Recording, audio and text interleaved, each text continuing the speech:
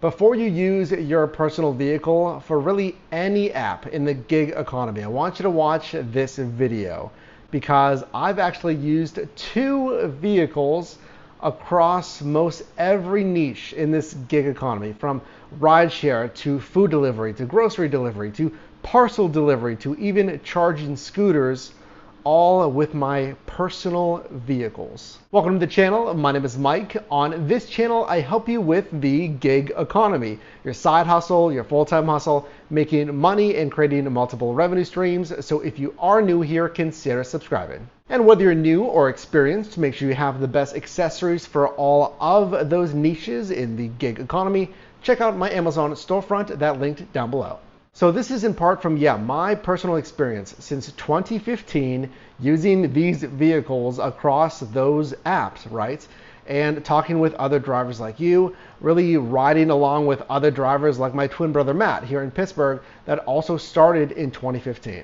So some context, I first started again here in Pittsburgh with a 2010 silver Dodge Caliber, and then a couple of years ago switched at the time back in San Diego, California, to currently a 2015 Volkswagen Passat. And can we just be real here? This is really one of, if not your biggest assets, and you're using it for phone-based gig work. So number one, just setting your expectations for this video. So if you're driving, using again your personal vehicle, and you're gonna use it on these apps for anywhere from a couple of weeks, let's say, to 3 months, I feel like the effects are going to be marginal. Now, if you're doing this for, let's say, 3 months to 12 months to a year, it'll kind of be medium effects on really your vehicle. And then really 1 year plus using the same vehicle, you will of course be more heavily affected. So I'm sure you don't need me to tell you what is the number one concern that you'd have using your personal vehicle. Well, most likely it is wear and tear. It's the miles in your vehicle, the extra driving using these apps. So let's talk about how to protect this vehicle, not only literally physically protecting this vehicle, and especially with all those extra miles on the road here, you're gonna probably need it, but also protecting your wallet using your vehicle. So let's talk about the numbers first. Tip number one I would give you, if you're driving really on any app that is sending you a request, especially if it's proximity based, let's say food delivery or rideshare especially, I would find a hot zone. I would sit, I would park, and I would wait. You do not want to be driving around your marketplace looking for a request because, if we're talking about more miles here, and more miles or more expenses and more depreciation, that is doing nothing for you because you're not getting paid and the wheels are turning, and again, that's literally costing you money. So tip number two, physically protecting your vehicle. And it doesn't really sound like that big of a deal. Okay, I'm doing Uber and Lyft, I'm doing rideshare. Why do I really need to, or how would I even physically protect my vehicle? Or if I'm driving for DoorDash, why would I actually need to physically protect my vehicle? Well, let's think about it, especially for rideshare or again, really any app here. If I'm gonna be driving my personal vehicle and parking, either waiting for the customer at the pickup location or just parking for a restaurant food pickup, whatever it is, it's just by the numbers. It's more hazards trying to park my vehicle somewhere. And I had this happen to the Passat. I had it parked on just, street parking, and while I was gone, someone backed in to the front license plate, giving a nice dent on that front license plate.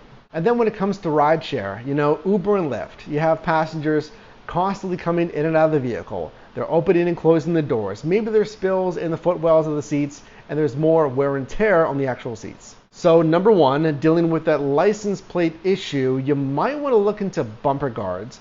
So there's small attachments. You'll have to look if these are legal in your state, by the way, but they would protect the front and or back license plates. So if someone does bump into that, they're not gonna actually damage your vehicle. And then number two, for anything inside of your vehicle, of course, it can be seat covers, it can be seat back protectors, it can be any other thing that just protects the materials on the inside of your seat. I'll give you another good example here. So when I was charging scooters in San Diego, so literally we're picking up these scooters on the road. This was for Lime at the time, and I was loading them. At that time, it was in the Dodge Caliber. It was a hatchback. So I would load them in the hatchback, and then the handlebars would just rub all over the inside of the roof and the side of the cabin. So maybe, I mean, something simple as moving blankets, if you're gonna be doing the scooter charging thing, to maybe just wrap or create a base layer on the bottom of your vehicle to load those scooters in so it doesn't completely rough up, tear, or soil the inside of your vehicle. And then number 3, I just want to mention this, but I think everyone in the gig economy should have this, or really even just personal driving.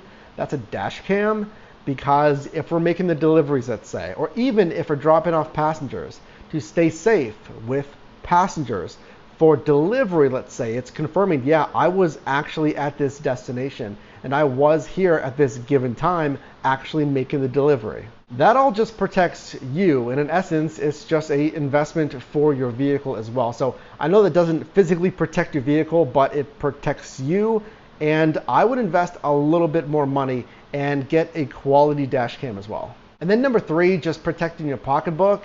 That's making sure you record your business miles and using the standard IRS business deduction for those business miles. So this is going to help offset your tax liabilities come tax time. Now, I am not a CPA, I'm not a tax expert, so this is not legal tax filing advice. Definitely consult with a professional or CPA here, but you are allocated 56 cents per business mile.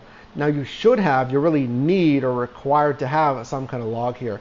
So you can use mileage tracking apps. You can have a manual log that just dates the day that you drove and the miles that you drove as well for business. And we actually did bring in a certified financial planner that really went into more depth when it comes to taxes in the gig economy. I'll leave that video linked above. But maybe you're new or you're just kind of getting back into this. Let's talk about really real world expectations when it comes to the driving itself.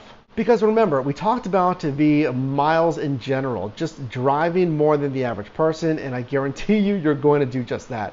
So depending, of course, when and how long you drive for, I would expect an additional 25 to upwards of 200 plus miles in addition to your normal driving per day.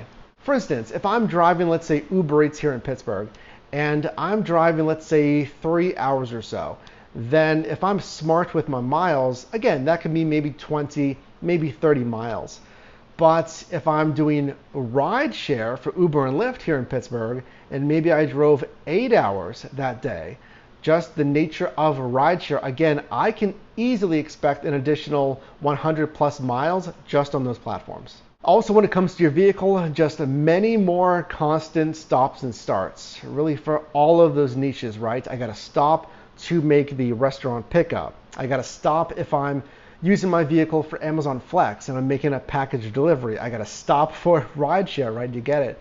And then it's just the engine wear and tear, if you're gonna stop the engine, start the engine, etc. So definitely something to consider. So what should your considerations be when it comes to a vehicle? What's really kind of the ideal setup for using a vehicle for gig economy apps? In my opinion, technically we would want to use a fully depreciated and ideally electric vehicle. So fully depreciated because we're not going to have a, let's say, big loan on this vehicle. It's not going to be a brand new $30,000, $40,000 vehicle. And electric just for efficiency purposes.